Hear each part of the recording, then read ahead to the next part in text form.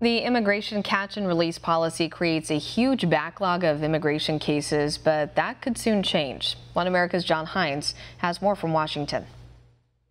President Trump is taking the unusual step of sending National Guard troops to secure the southern border against unfettered illegal immigration. And now the Justice Department, for the first time, is taking the unusual step of its own of evaluating immigration judges based on how many cases they close and how fast they hear these cases. The Justice Department has introduced a number of different measures to tackle a backlog of more than 650,000 cases.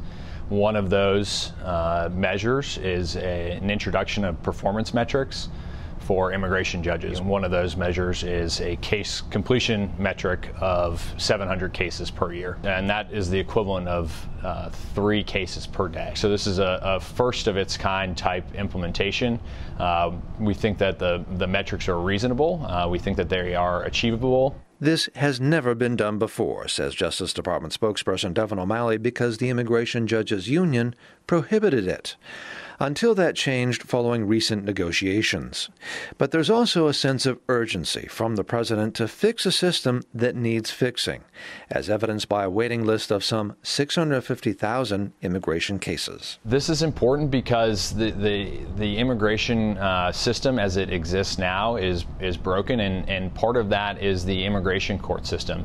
The number of cases, that backlog that I mentioned of 650,000, has increased 3 times since 2009. So it's a combination of bad policies and, frankly, a lack of leadership and focus. But in addition to pushing more cases through judges' courts, O'Malley says justice hopes to reduce the time it takes to hear these cases. So how long it takes for a motion to be filed. In many instances, lawyers had a couple of weeks to file a certain motion. So we reduced that to what we think is a reasonable time limit of about 10 days. So the Justice Department is doing what it can, but O'Malley says that it is up to Congress to fix loopholes like the catch and release policy, which has helped fuel a backlog of immigrants waiting in some cases years for their day in court.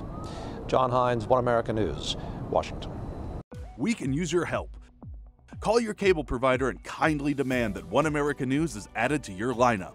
Call today.